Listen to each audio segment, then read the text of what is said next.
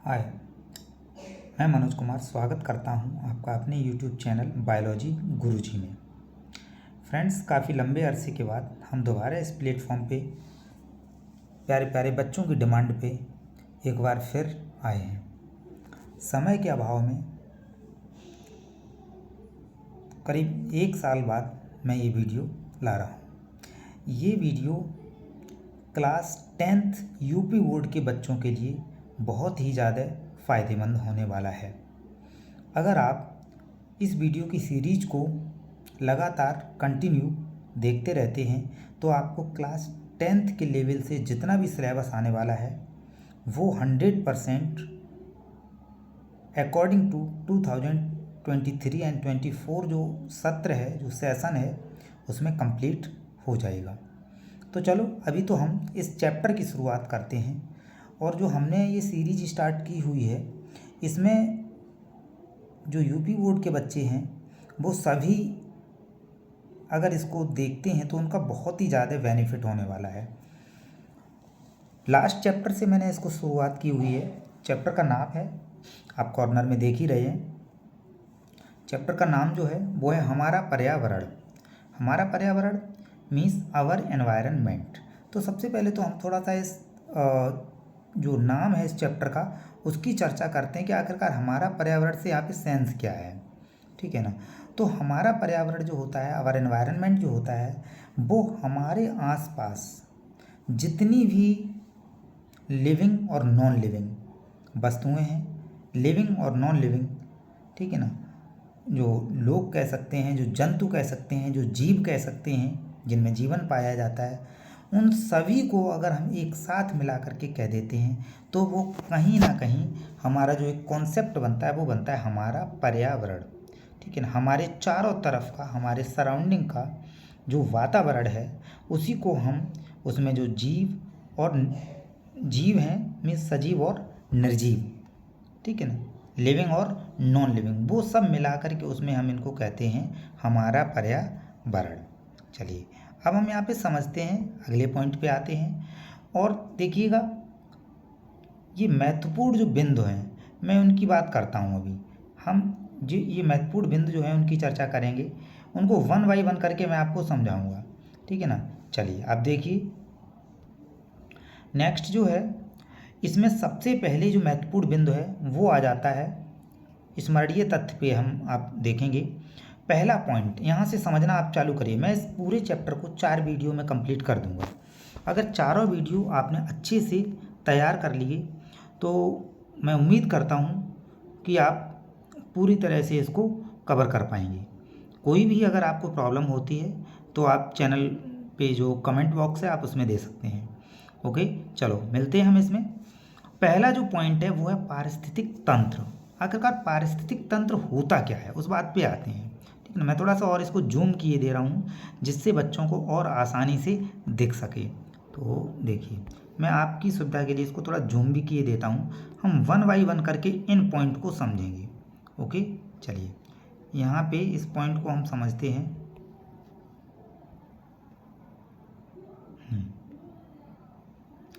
तो महत्वपूर्ण बिंदु में जो सबसे फर्स्ट पॉइंट है वो पॉइंट है पारिस्थितिक तंत्र। क्या मतलब है पारिस्थितिक तंत्र का?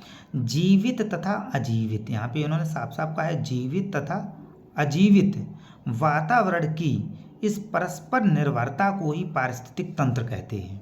अब इस बात को हमें समझना है आखिर, ठीक है ना, कि जीवित और अजीवित, जीवित और अजीवित को अगर हम दूसरे शब्दों में कहें, जीवित और अजीवित को ही अगर हम दूसरे शब्दों में कहें तो इसको आप यूँ समझ सकते हैं कि जो सजीव हैं, जिनमें जीवन पाया जाता है, सजीव कौन कौन से हैं?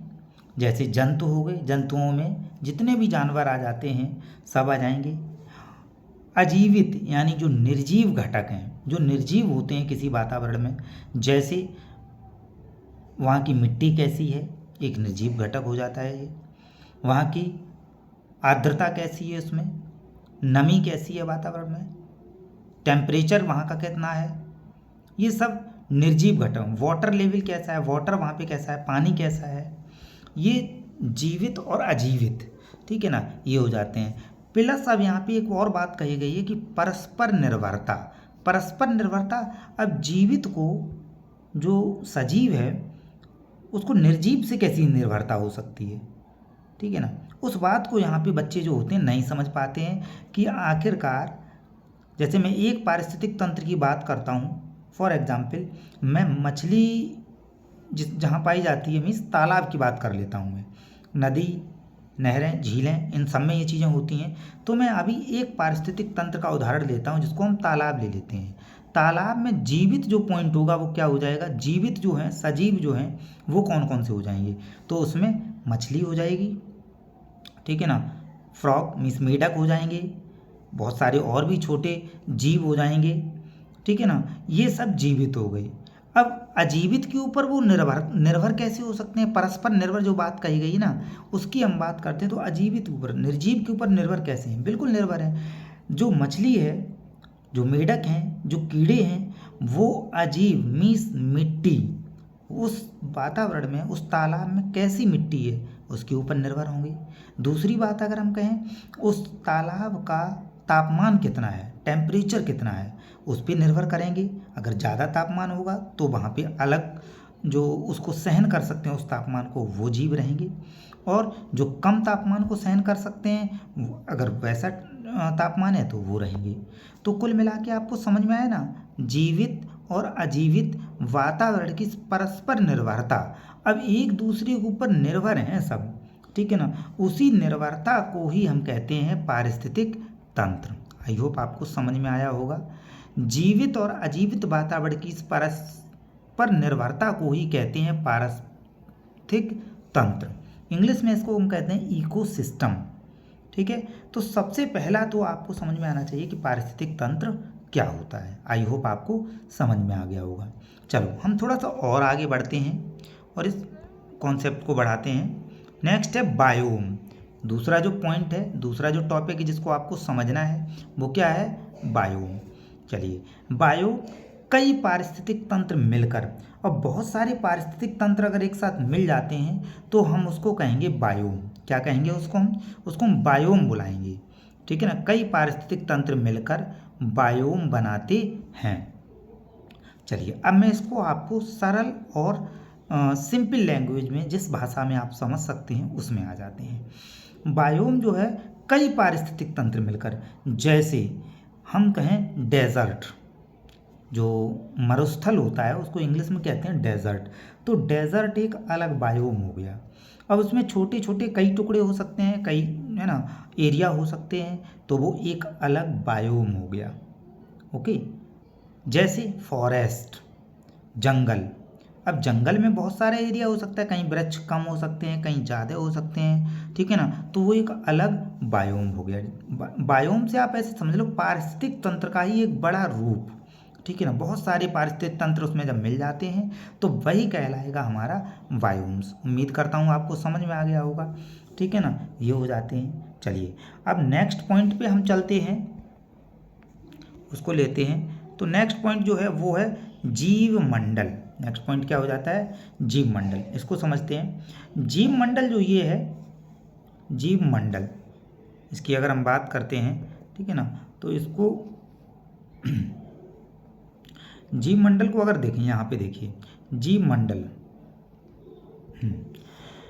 कई बायोम मिलकर, देखो एक चैन बन रही है यहाँ पे, आप समझना। नीचे जो कहा गया था बायोम्स क्या होते हैं, कई पारिस्थितिक तंत्र मिलकर। सबसे पहले मैंने आपको पारिस्थितिक तंत्र समझा दिया कि जिसमें सजीव और निर्जीव के बीच जो इंटरेक्शन होता है, जो परस्पर आत्मनिर्भरता होती है, जो एक दूसरे के ऊपर निर्भर होते हैं, ये उसी परस्पर निर्भरता का जो संबंध है उसी को हम पारिस्थितिक तंत्र कहते हैं। फिर बहुत सारे या फिर कई सारे जब पारिस्थितिक तंत्र मिलते हैं तो वो कहलाता है बायोम। क्या कहलाता है, बायोम, ठीक है ना। चलिए बायोम के बाद फिर नेक्स्ट पे आ जाते हैं हम जीव मंडल।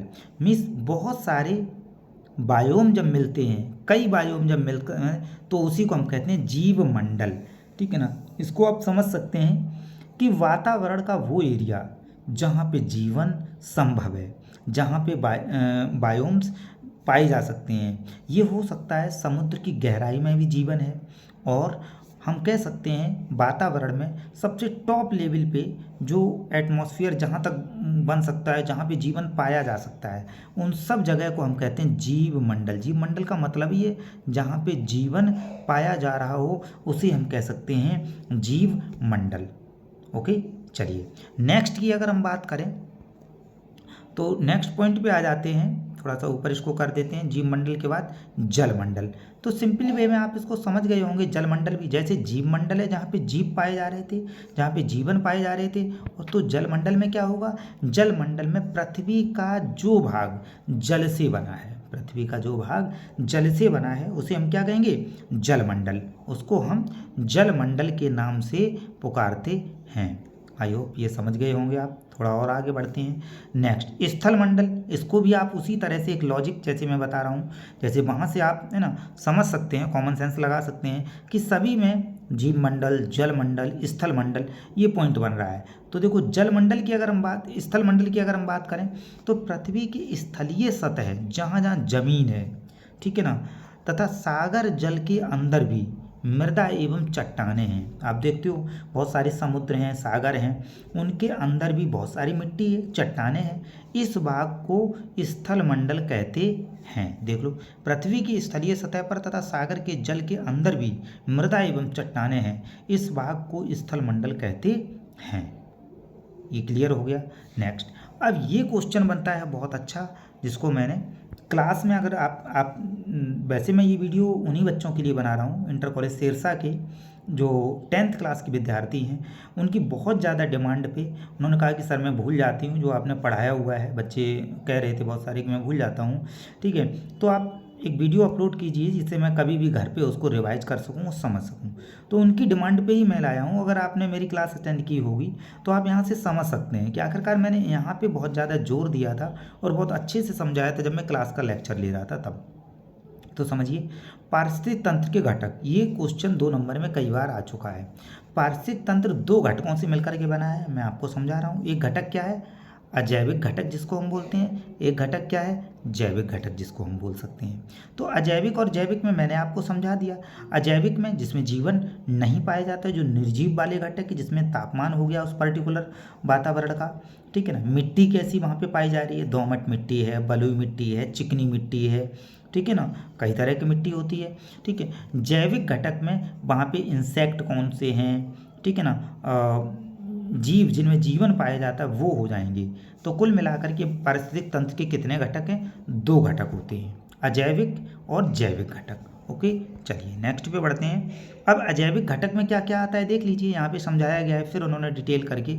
अजैविक घटक में निर्जीव पदार्थ जैसे कार्बनिक पदार्थ और अकार्बनिक पदार्थ जलवायवीय से मिलकर बने, ये सब आ जाएंगे अजैविक में, ठीक है ना। जलवायु किससे बनती है, जलवायु बनती है तापमान से, जलवायु बनती है वहाँ की आर्द्रता पे, जलवायु बनती है वहाँ की नमी पे, ठीक है ना, मौसम कैसा है वहाँ पे, इन सब फैक्टर के ऊपर जो है वो जलवायु कहीं की निर्धारित होती है।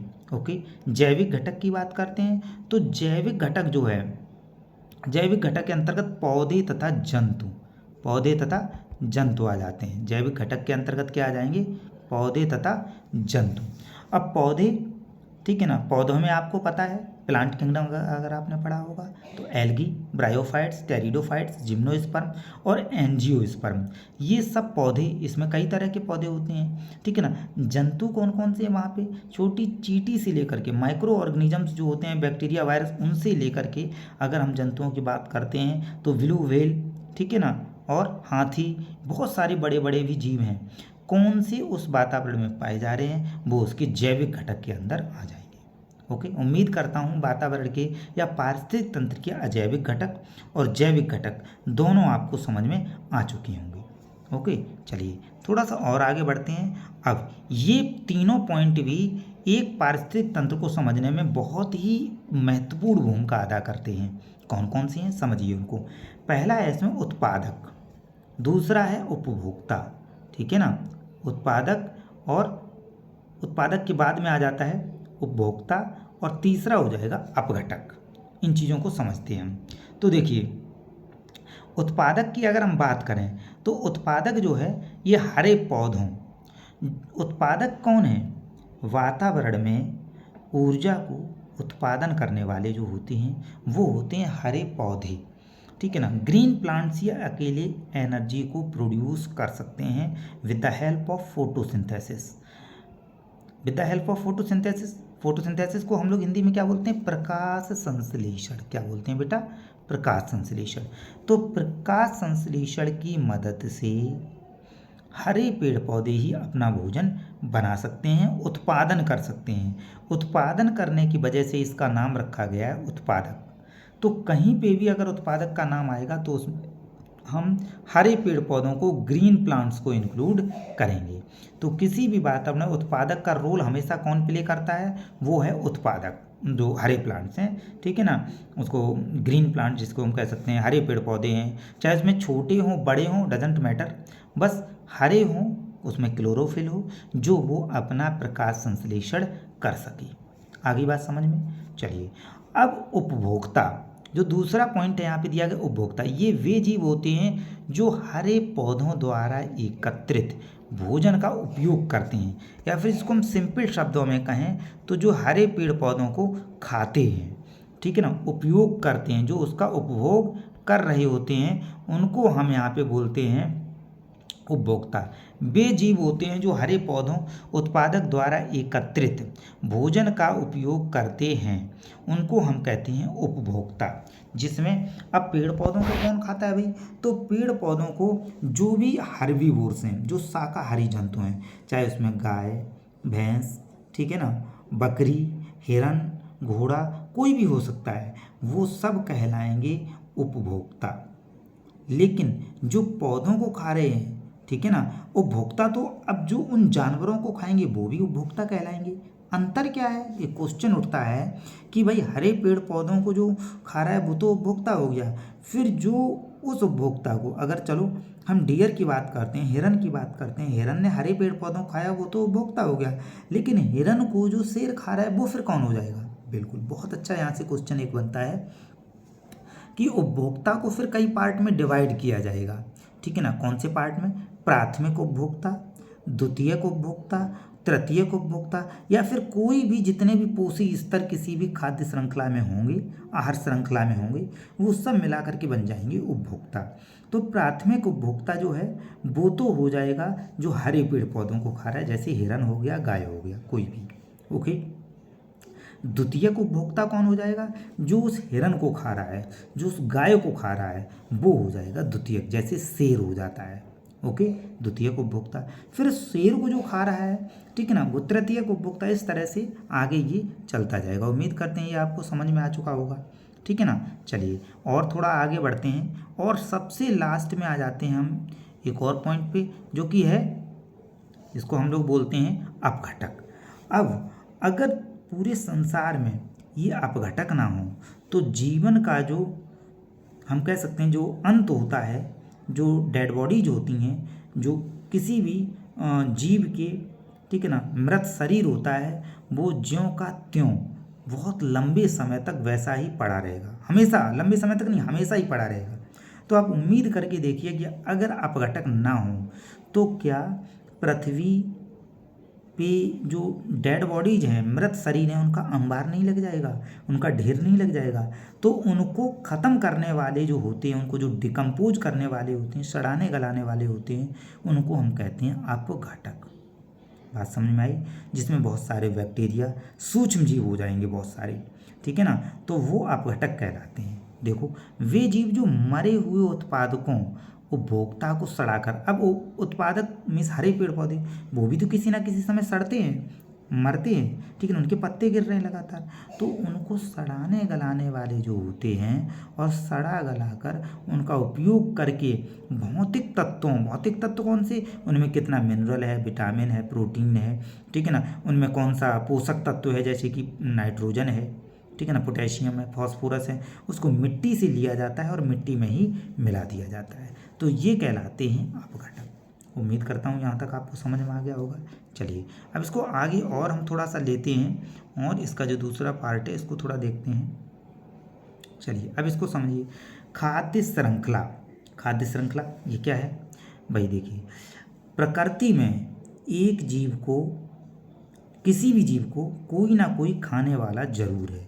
तो एक श्रृंखला बनती है, कौन किसे खा रहा है, हु ईट्स हूम, कौन किसे खा रहा है, ठीक है ना। तो खाद्य श्रृंखला जीवों की वह श्रृंखला है, खाद्य श्रृंखला कौन सी है, खाद्य श्रृंखला, ठीक है ना, जीवों की वह श्रृंखला है जो भोजन के आधार पर एक दूसरे से संबंधित रहते हैं, खाद्य श्रृंखला कहलाती है। उदाहरण के लिए जैसे मैंने आपसे कहा कि डियर मतलब हिरन, हिरन को कौन खा रहा है, हिरन को जो खा रहा है वो है लॉयन, ठीक है ना, लॉयन हो जाता है। अब लॉयन को जो इसको डिकम्पोज कर रहा है, जो अपघटक उसको खा रहा है, वो हो जाएगा। तो इस तरह से एक चेन बन रही है, एक श्रृंखला बनती चली जा रही है, ठीक है ना। या फिर हम कोई दूसरा उदाहरण लेते हैं, जैसे अगर हम बात करते हैं दूसरे उदाहरण की तो आप उसको समझिएगा। जैसे मैंने कहा हरे पेड़ पौधे, हरे पेड़ पौधे को कोई ना कोई तो खा रहा है, ठीक है ना। तो हरे पेड़ पौधे को सपोज कर लेते हैं किसी भी बकरी ने खाया, ठीक है ना। उस बकरी को जो भी उसको खा रहा है, ठीक है ना, किसी भेड़िया ने खा लिया, उस भेड़िया को खाने वाला, ठीक है ना, जो भी दूसरा शेर हो गया, ठीक है ना, वो हो जाएगा। तो एक चैन बनती चलिए, फिर जो शेर की डेथ होगी, शेर की मृत्यु होगी, तो फिर जो आगे उसके अपघटक होंगे, ठीक है ना। इस तरह से जो श्रृंखला बनेगी, उस श्रृंखला को ही हम कहते हैं खाद्य श्रृंखला। क्या कहते हैं उसको हम, उसको ही हम कहेंगे खाद्य श्रृंखला। आई बात समझ में। तो खाद्य श्रृंखला ये बहुत इंपॉर्टेंट है, आप इसको परिभाषित करने का देख लें कि कैसे लिखी जाएगी। ये जीवों की वह श्रृंखला जो भोजन के आधार पर एक दूसरे से संबंधित रहते हैं, खाद्य श्रृंखला कहलाती है। अगर कभी भी आपसे खाद्य श्रृंखला पूछी जाए तो एक आप उदाहरण देकर के खाद्य श्रृंखला बना करके जरूर समझाइएगा। ओके, चलिए नेक्स्ट पॉइंट पे बढ़ते हैं, खाद्य जाल। अब इसी तरह से बहुत सारी खाद्य श्रृंखलाएं आपस में जब जुड़ जाएंगी, जब मिल जाएंगी, तो वही कहलाएंगी खाद्य जाल। क्या कहलाएंगी वो, खाद्य जाल। विभिन्न खाद्य श्रृंखलाएं आड़े तिरछे जुड़कर खाद्य जाल बनाते हैं। आई होप आपको ये समझ में आ गया होगा। तो खाद्य श्रृंखला और खाद्य जाल दोनों बातें समझ में आ गई। नेक्स्ट बात करते हैं जीव मंडल में ऊर्जा स्थानांतरण। अब जीव मंडल में ऊर्जा स्थानांतरित हो रही, लगातार एक पोषी स्तर से दूसरे पोषी स्तर में जा रही है। आपको ये लग रहा होगा कि ये पोषी स्तर क्या है। तो जैसे अभी मैंने एक खाद्य श्रृंखला बताई जिसमें मैंने हिरन को कौन खा रहा है, शेर खा रहा है, शेर को कोई दूसरा जीव खा रहा है। तो जो हिरन है वो एक पोषी स्तर हो गया। हिरन से ऊर्जा कहाँ ट्रांसफ़र हुई, शेर में ट्रांसफ़र हुई। शेर से ऊर्जा कहाँ ट्रांसफ़र हुई, वो दूसरी जीव में ट्रांसफ़र हुई। तो इस तरह से जो सिस्टम बन रहा है, ठीक है ना, तो वो ऊर्जा का स्थानांतरण हम इस पॉइंट में समझते हैं। देखिए, ऊर्जा एक रूप से दूसरे रूप में रूपांतरित हो जाती है। ऊर्जा है ना, आपने ये पढ़ा भी होगा, energy can neither be destroyed and nor transform, है ना। एनर्जी ना तो बनाई जा सकती है और ना ही इसको ख़त्म किया जा सकता है। ये एक फॉर्म से हमेशा दूसरे फॉर्म में परिवर्तित होती है, ठीक है। ऊर्जा एक रूप से दूसरे रूप में रूपांतरित होती है, बिल्कुल सही बात है भाई। इस पॉइंट को आप क्लियर करेंगे। नेक्स्ट पॉइंट को देखते हैं। आहार श्रृंखला में किसी पोषण रीत से अगली पोषण रीत तक ऊर्जा का निरंतर स्थानांतरण होता है। पोषण रीत जो मैंने बोला है ना, ये पोषी स्तर आप समझ सकते हो इसको, ठीक है ना। जैसे एक पोषी स्तर एक खाद्य श्रृंखला में एक हिरन हो गया, ठीक है ना, एक शेर हो गया, फिर जो उसके खाने वाला अपघटक है वो हो जाएगा। तो ये हो गया। थर्ड पॉइंट समझो, प्रत्येक स्थानांतरण में ऊर्जा की हानि होती है, बिल्कुल सही बात है। हर स्थानांतरण में ऊर्जा की, ठीक है ना, ओनली 10% ऊर्जा, इसको आगे अगर पॉइंट आएगा तब मैं समझाऊंगा, 10% ऊर्जा ही एक पोषी स्तर से दूसरे पोषी स्तर में हमेशा पहुंच पाती है। 90% ऊर्जा जो होती है वो वातावरण में डिस्ट्रॉयड हो जाती है, लॉस हो जाती है, ख़त्म हो जाती है। या दूसरे, जैसे एक उदाहरण दें आपको, ठीक है ना, एक सिंपल सा उदाहरण दें। जैसे एक बल्ब आप जलाते हैं, बल्ब आपने क्यों जलाया, उसकी लाइट, ठीक है ना, हमने लाइट जो एनर्जी है, ठीक है ना, उसको लेने के लिए जलाया था। लेकिन अगर बल्ब के पास भी आप हाथ ले जाएंगे ना, तो बल्ब कुछ हीट भी छोड़ रहा होगा, गर्मी भी छोड़ रहा होगा बल्ब, ठीक है ना। तो उस बल्ब की काफ़ी ऊर्जा तो हीट की फॉर्म में डिस्ट्रॉय हो रही है। इसी तरह से कोई भी पोषी स्तर जो होता है उसमें ओनली 10% ऊर्जा ही स्थानांतरित हो पाती है। ये बात आप समझ के रखेंगे। आई होप समझ में आ गया होगा। चलो आगे बढ़ते हैं। भू रसायन चक्र, ये क्या होते हैं? ये बहुत सारे पदार्थों के चक्रीकरण को पूरा करने के लिए, लगातार बनाए रखने के लिए जो चक्र होते हैं उन चक्रों को हम कहते हैं भू रसायन चक्र। ठीक है ना। भू रसायन चक्र होते हैं बहुत सारे, जैसे आपने पढ़े हुए हैं जल चक्र, आपने पढ़ा। जल चक्र कैसे होता है पता ही होगा आपको। जैसे कि ये जो बारिश हो रही है, बारिश हुआ, पानी नीचे आया ज़मीन पे, पेड़ पौधों में, सब जगह पहुंच गया। फिर धूप पड़ी तो ज़मीन से भाप बन के पानी ऊपर पहुंचा। पेड़ पौधों से बाष्पोत्सर्जन एक प्रक्रिया होती है, उनकी पत्तियों से रंध्र के द्वारा भाप बनकर पानी लगातार उड़ता रहता है। भाई धूप होती है, हम तो तुरंत दौड़ के जो है छाया में पहुंच जाते हैं, लेकिन क्या कभी पेड़ पौधे छाया में जाते हैं? नहीं। जब वो नहीं जाते हैं तो उनसे लगातार पानी जो उनके अंदर होता है वो भाप बन करके वातावरण में उड़ता रहता है। जब वो उड़ता रहता है तो वो ऊपर जा कर के कंडेंस हो जाता है, मीन्स संघनित हो जाता है। और संघनन की इसी प्रक्रिया की वजह से टेम्परेचर वहाँ पे जब कम होता है तो वो छोटी छोटी बूंदों के रूप में नीचे फिर बरस जाती हैं। इस प्रक्रिया को हम कहते हैं कंडेंसेशन। हिंदी में इस प्रक्रिया को कहते हैं संघनन।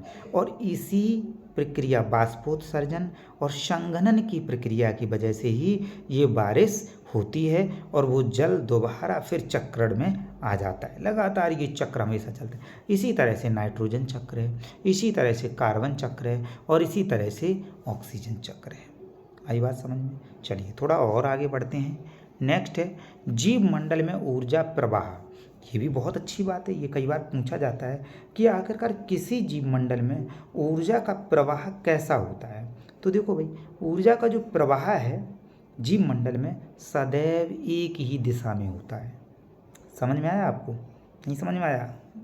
मैं हूँ ना, ठीक है ना। इसको समझने के लिए आपको जैसे मैंने अभी आपको उदाहरण दिया था कि हरे पेड़ पौधों को कौन खा रहा है? गाय, बकरी या हिरन, कोई भी आप ले लो। उसको कौन खा रहा है? उसको शेर खा रहा है।